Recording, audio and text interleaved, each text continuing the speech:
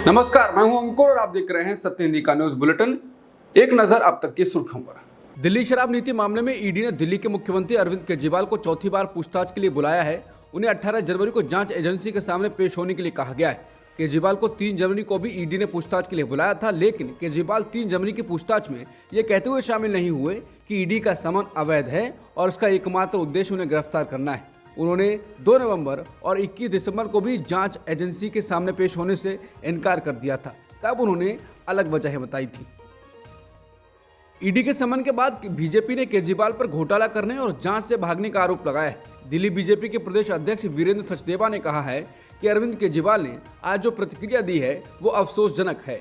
हर बार वो जांच से बाहर भागने का रास्ता ढूंढते हैं। अब जैसा ही चौथा समन आया है तो उन्होंने कहा है कि वो गोवा के दौरे पर हैं।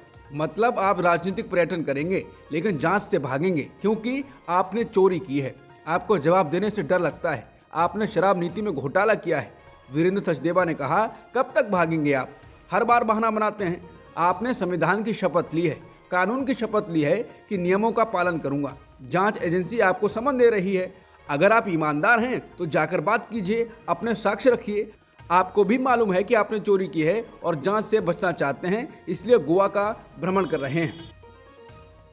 विपक्षी गठबंधन इंडिया के शीर्ष नेतृत्व की अहम बैठक शुरू हो गई है। इस बैठक में गठबंधन को मजबूत करने, सीट बंटवारे के लिए रणनीति बनाने और गठबंधन का संयोजक बनाने पर चर्चा हो सकती है। ये बैठक वर्चुअली हो रही है, जिसमें 14 पार्टियों के नेता शामिल हुए हैं। हालांकि बैठक से पहले ही विपक्ष को झटका लगा और पश्चिम बंगाल की मुख्यमंत्री ममता बनर्जी इस बैठक में शामिल नहीं हो रही हैं। वहीं विपक्षी गठबंधन की बैठक को लेकर भाजपा सांसद दिलीप घोष ने तंज कसा है। उन्होंने कहा कि विपक्षी गठबंधन कोई काम नहीं करता और सिर्फ बैठकें करता है, कुछ नहीं होगा और जल्द ही ये गठबंधन टूट जाएगा। कांग्रेस नेता और हिमाचल प्रदेश की प्रदेश अध्यक्ष प्रतिभा सिंह ने अयोध्या में राम मंदिर के निर्माण के लिए प्रधानमंत्री मोदी की सराहना की है। सोशल मीडिया साइट एक्स पर सामने आए एक वीडियो में प्रतिभा सिंह कहती हैं, प्रधानमंत्री मोदी के राम मंदिर निर्माण की पहल वाकई सराहनीय है। उन्होंने ये भी कहा कि उनके दिवंगत पति और हिमाचल प्रदेश के पूर्व मुख्यमंत्री वीरभद्र सिंह की देवताओं में गहरी आस्था थी और उन्होंने राज्य में कई मंदिरों का जीर्णोद्धार कराया था। प्रतिभा सिंह का ये बयान इसलिए भी अहम है क्योंकि पार्टी ने 22 जनवरी को होने वाले राम मंदिर के प्राण प्रतिष्ठा समारोह में शामिल न होने का ऐलान किया है। पार्टी का बीजेपी पर आरोप है कि वो राम मंदिर के मामले पर राजनीति कर रही है। कांग्रेस नेता करण सिंह ने कहा है कि अयोध्या में भूमि विवाद के मामले में सुप्रीम कोर्ट का फैसला आने के बाद अब 22 जनवरी को होने वाले राम मंदिर प्राण प्रतिष्ठा समारोह में शामिल होने में कोई झिझक नहीं होनी चाहिए। सिंह ने एक बयान में ये भी कहा कि उन्हें ऐतिहासिक प्राण प्रतिष्ठा समारोह के लिए निमंत्रण मिला है, लेकिन वो चिकित्सा कारणों से इसमें शामिल नहीं हो पाएंगे। उन्होंने कहा कि इस समारोह का जश्न दुनिया भर में लगभग 1 अरब हिंदुओं द्वारा मनाया जाएगा।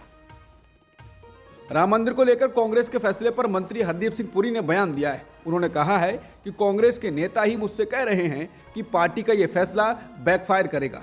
पुरी ने कहा कि आपको जाना या नहीं जाना चाहिए, मत जाइए, लेकिन अगर आप ऐसे बयान देते हैं तो मुझे लगता है कि उन बयानों के नतीजे गलत होंगे।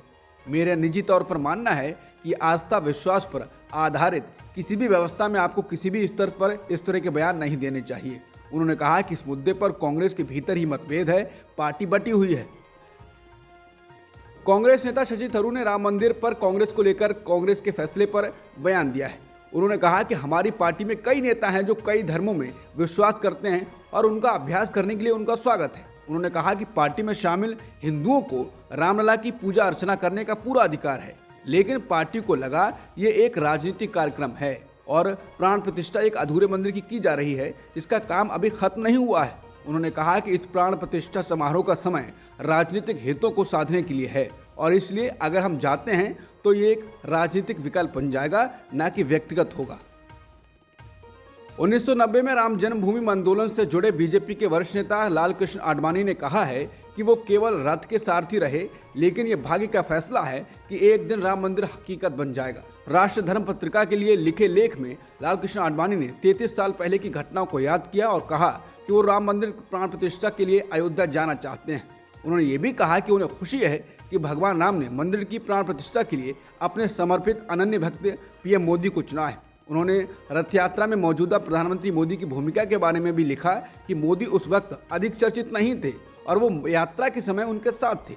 उन्होंने लिखा, जब प्रधानमंत्री मंदिर की प्राण प्रतिष्ठा करेंगे उस वक्त वो भारत के हर नागरिक का प्रतिनिधित्व कर रहे होंगे। मुझे उम्मीद है कि भगवान राम के मूल्यों को सीखने में यह मंदिर लोगों की मदद करेगा।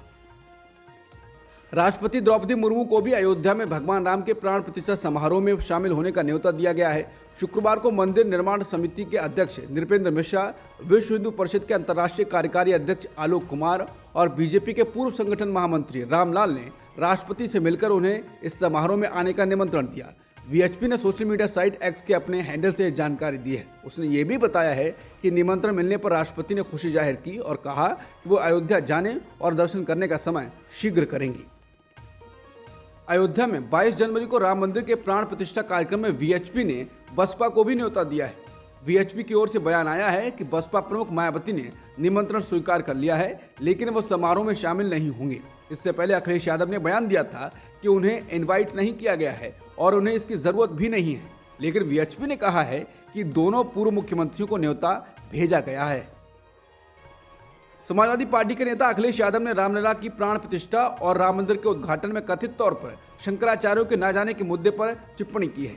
एक दिवसीय दौरे पर वाराणसी पहुंचे अखिलेश यादव ने कहा कि देश के चारों शंकराचार्य को हम सम्मान की दृष्टि से देखते हैं। बीजेपी अब उन पर भी सनातनी न होने का आरोप लगा सकती है। अखिलेश ने कहा कि चारों शंकराचार्य हमारे धर्म के अगुवा हैं। अगर वो रामलला की प्राण प्रतिष्ठा में नहीं जा रहे हैं तो क्या बीजेपी उन पर भी सनातनी न होने का आरोप लगाएगी? ये विपक्ष के नेताओं पर जो आरोप लगा रहे हैं वो हमारे पूजनीय शंकराचार्यों पर भी आरोप लगा सकते हैं। मध्य प्रदेश के पूर्व मुख्यमंत्री शिवराज सिंह चौहान ने कहा है कि वो पूर्व मुख्यमंत्री जरूर बन गए हैं, लेकिन उन्हें जनता ने खारिज नहीं किया है। पद छोड़ने के बावजूद उनके प्रति लोगों का प्यार मजबूत बना हुआ है। शुक्रवार को शिवराज ने कहा कि भले ही अब मुझे पूर्व मुख्यमंत्री के रूप में संबोधित किया जाता है, लेकिन मैं एक रिजेक्टेड मुख्यमंत्री नहीं हूँ।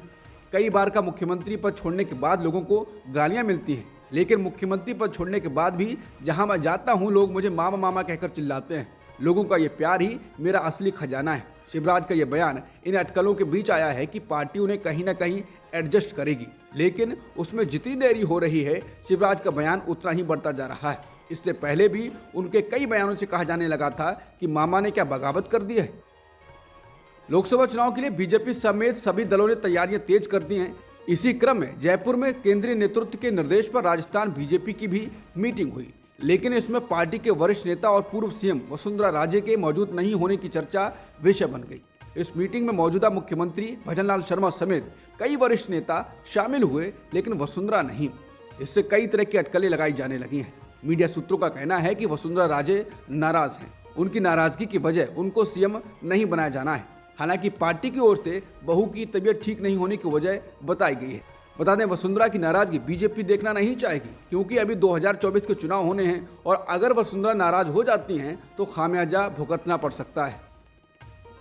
रामदेव का एक वीडियो वायरल हो रहा है, जिसके साथ लोगों ने ट्विटर पर बाबा रामदेव माफी मांगो भी ट्रेंड कराया है। वीडियो में रामदेव कहते हुए सुने जा सकते हैं कि मैं तो ब्राह्मण हूँ, ओबीसी वाले अपनी ऐसी की तैसी करवाएं, जिसके बाद लोगों ने उनको निशाने पर ले लिया है। लोगों का कहना है कि ओबीसी समाज को गाली देने वाला अगर माफी ना मांगे तो जेल भेजना चाहिए। परमिंदर ट्विटर यूजर कहते हैं कि बाबा रामदेव को देश की 60% आबादी को गाली देने के एवज में जेल भेजा जाना चाहिए। इस देश में 80 करोड़ ओबीसी का अपमान करने वाला खुलेआम कैसे घूम रहा है? कल तक इनके ऊपर केस हो जाना चाहिए। ताइवान में आज राष्ट्रपति और संसदीय चुनावों के लिए मतदान हो रहा है। शनिवार को देश के 1.95 करोड़ मतदाता अपनी पसंद के उम्मीदवारों को वोट देंगे। इस चुनाव से देश को नया राष्ट्रपति मिलना तय है, क्योंकि मौजूदा राष्ट्रपति साई इंग वेन अपना 2 कार्यकाल पूरा कर चुकी हैं। नियमों के अनुसार अब वो तीसरी बार राष्ट्रपति नहीं चुनी जा सकती हैं। वहीं ताइवान के बनने के समय से ही इसे अपने देश का हिस्सा बताने वाले चीन के विदेश मंत्रालय ने मतदान से एक दिन पहले शुक्रवार को अपने देश का रुख एक बार फिर दोहराते हुए कहा कि ताइवान चीन का हिस्सा है और दुनिया में केवल एक ही चीन है। वहीं चीन के रक्षा मंत्रालय ने शुक्रवार को जारी एक नई चेतावनी में कहा, पीपुल्स लिबरेशन आर्मी हर समय बहुत सतर्क है और ताइवान की आज़ादी के लिए किसी प्रकार के अलगाववादी मंसूबों को मजबूती से कुचलने के लिए सभी जरूरी उपाय करेगी। अमेरिका ने यमन में हूती विद्रोहियों के ठिकानों पर शनिवार को भी हवाई हमले किए। अमेरिकी सेना ने बताया है कि शनिवार को स्थानीय समय अनुसार सुबह 3:45 पर यह हमले किए गए। सेना के अनुसार लाल सागर में मौजूद अमेरिकी नौसेना के युद्धक जहाज USS कार्नी से टोमाहॉक मिसाइलों से हमले किए गए। इससे पहले हूती विद्रोहियों के टीवी चैनल अल मसीरा ने आज तड़के बताया कि यमन की राजधानी सना पर हवाई हमले हुए हैं। अब तक की सुर्खियों में इतना ही। बाकी खबरों के लिए बने रहिए सत्यहिंदी.com के साथ।